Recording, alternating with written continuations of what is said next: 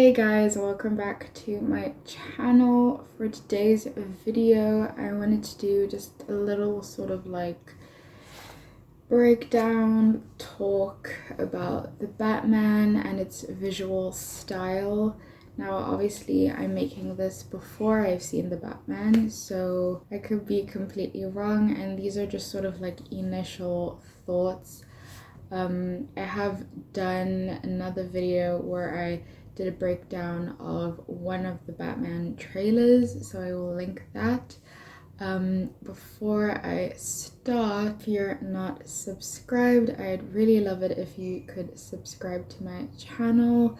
I'm on my way to 300 subscribers, so subscribe would be great. Join my little movie community thing we have going on, and I'd love to know your thoughts on what you think about the Batman's visual style. So of course, share your comments down below, give this video a like, of course. Okay, so for anyone who is a really big David Fincher fan, i.e. me, when you have seen anything for the Batman, you can just sort of clearly see that there is like an influence there. I mean, of course, Matt Reeves is influenced by a lot of different people, directors, movies, as are so many directors. That's not like new, of course. But I just wanted to sort of talk a bit more specifically about Fincher, because I think it's a really cool, I guess, evolution. I think it's cool that Fincher has made so many great films that you can sort of pinpoint to things that have come afterwards and go, wow, like he's made a mark on cinema, which he has. But obviously Matt Reeves himself is a pretty interesting and unique filmmaker. He is probably most known for directing the Planet of the Apes movies.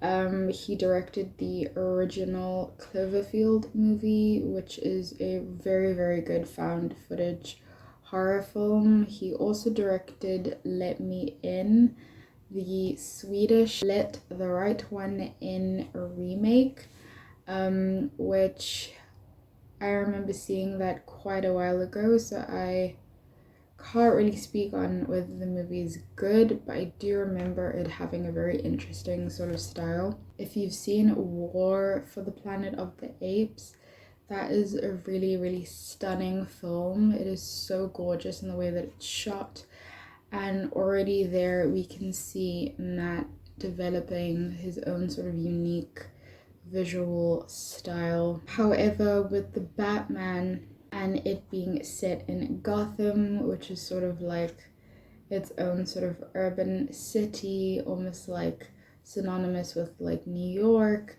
it's a very sort of dark, distinct, haunting take on Batman. Obviously, Batman adaptations have undergone their own sort of darker like style, but I think with the Batman, with Matt Reeves' version, this is way more of a sort of dirtier, grungier take on the Batman. And if you think about David Fincher's earlier work, a lot of his films had a lot of that same sort of quality. Films like Panic Room, Fight Club, Seven, all these films that are sort of low to mid-budget films, indie films that obviously have a lot of financial constraints, so are very specific in how they're shot, but at the same time have such a sort of dirty, grimy, unique quality to them. Even with something like Fight Club, I really, really love that element that's brought into the Batman. So starting with one of the main trailers. So we open and we have this first opening shot of what we can assume is the Riddler, and he's just sort of like, he's about to get arrested.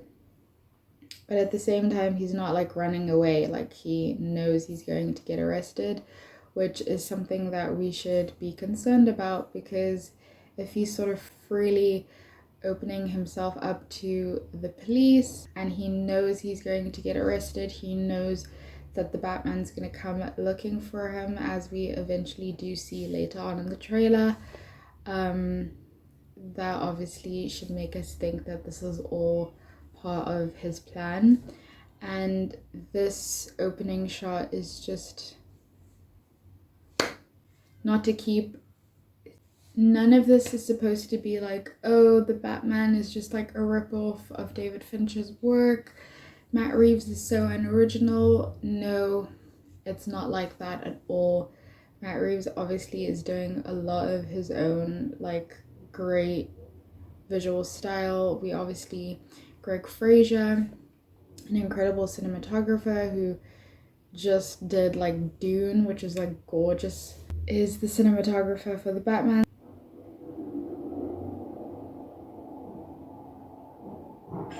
A really great use of like lights within the darkness and the way that lights like reflect off things. I just really love the way that stuff is used like that. And so obviously we can see the Riddler has been caught. This guy. It's not just a call. Obviously, as well as the visual language, visual style, music is like a huge part of the Batman, with you can see with the score. If you have not listened to the score, you should listen to the score. There's like a few singles that have come out, they're amazing. Nirvana plays with this trailer, and obviously they're like the epitome of like grunge. It's a warning.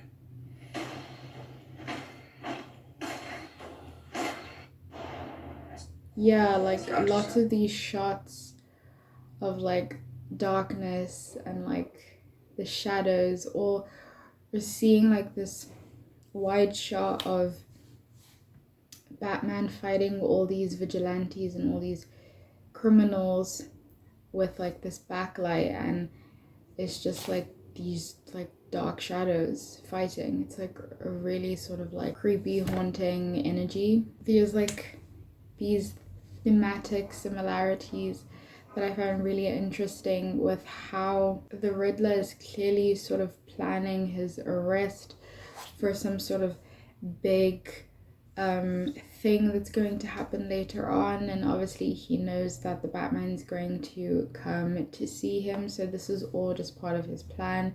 Similarly, if you've seen Seven, the main plot point is that there's like a serial killer going and killing people, and he's doing it through sort of like 7 deadly sins.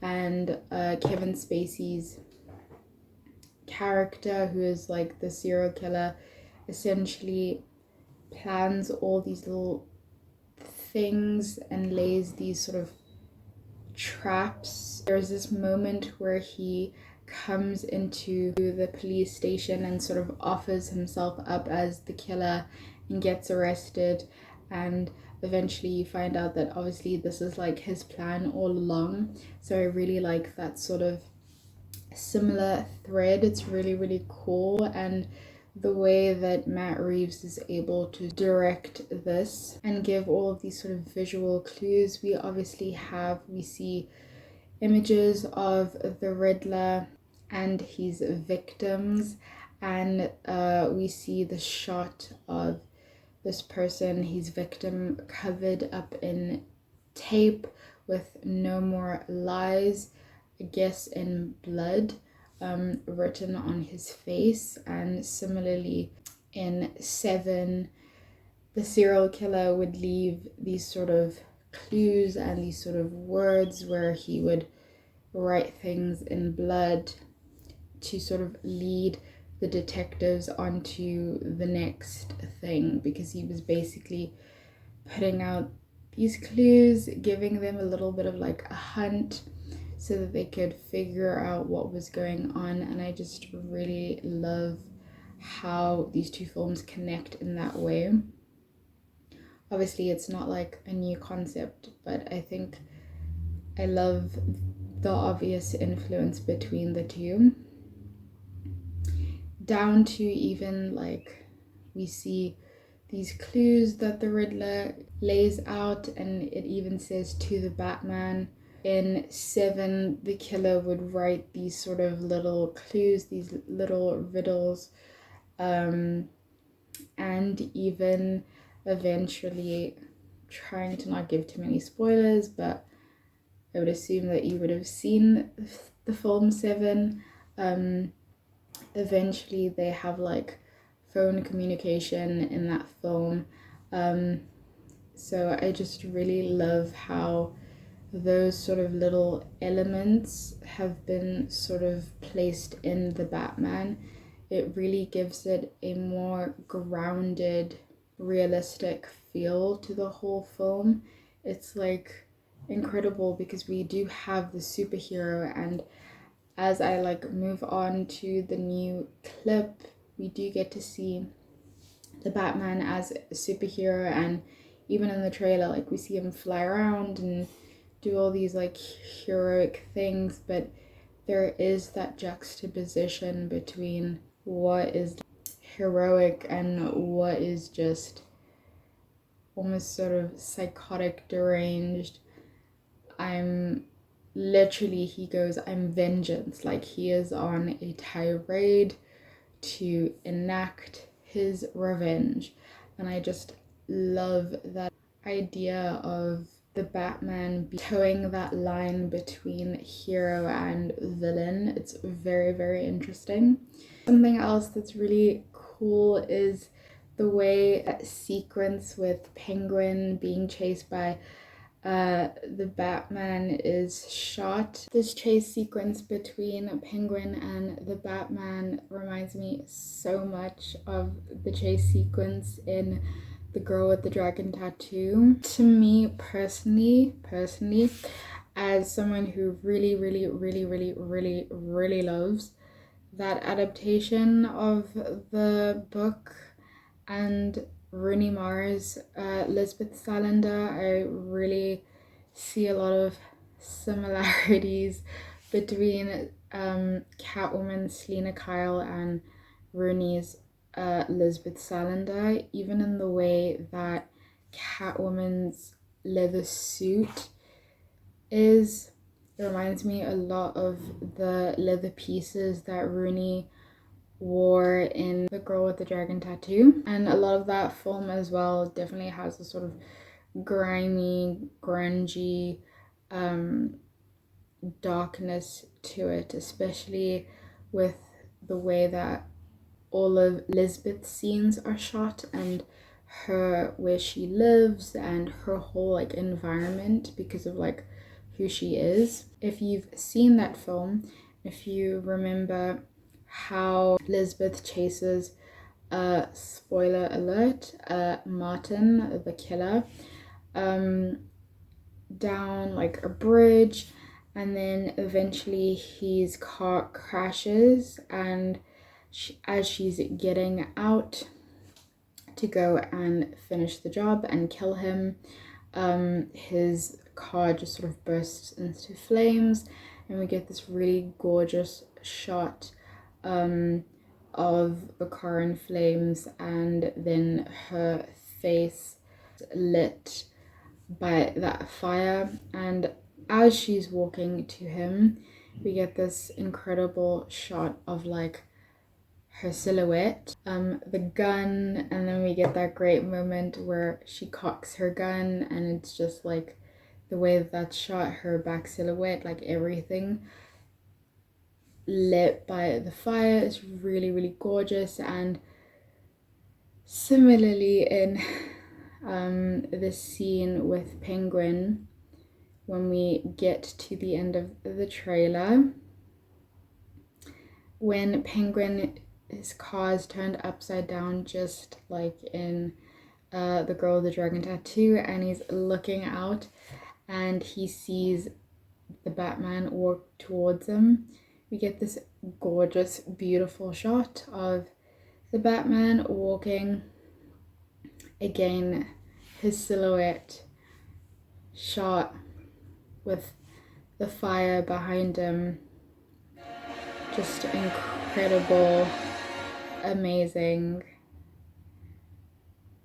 And yeah, that is a great way of kind of looking at the way that David Fincher has influenced the Batman. So in the new clip that was on Jimmy Kimmel, Mustache with a broken nose.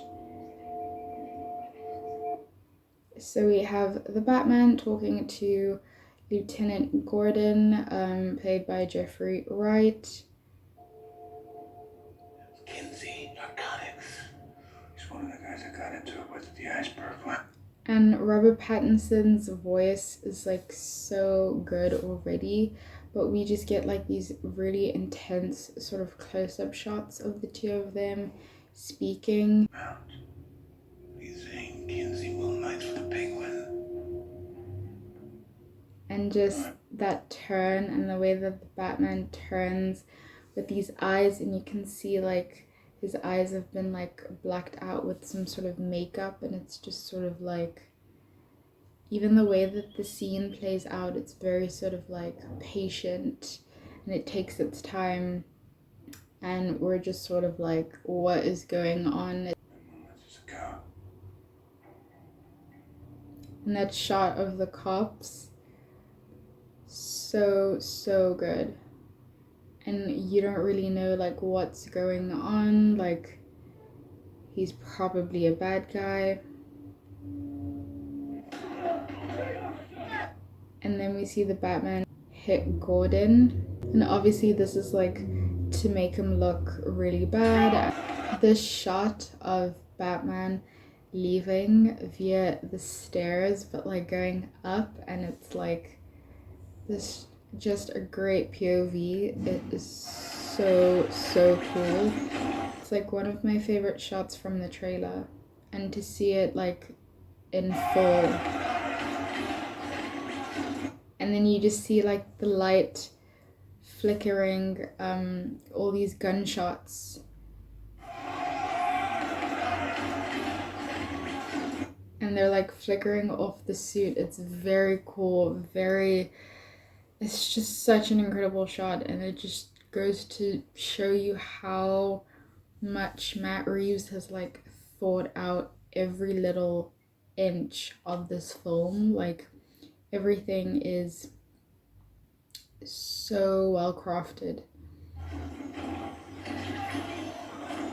In conclusion, Fincher is not the only director that has influenced this film. There's so many other movies and directors, films like Chinatown and Taxi Driver. Matt Reeves has talked about being a great influence on the film, so I really cannot wait to see this film. It's only like 2 weeks away, I think.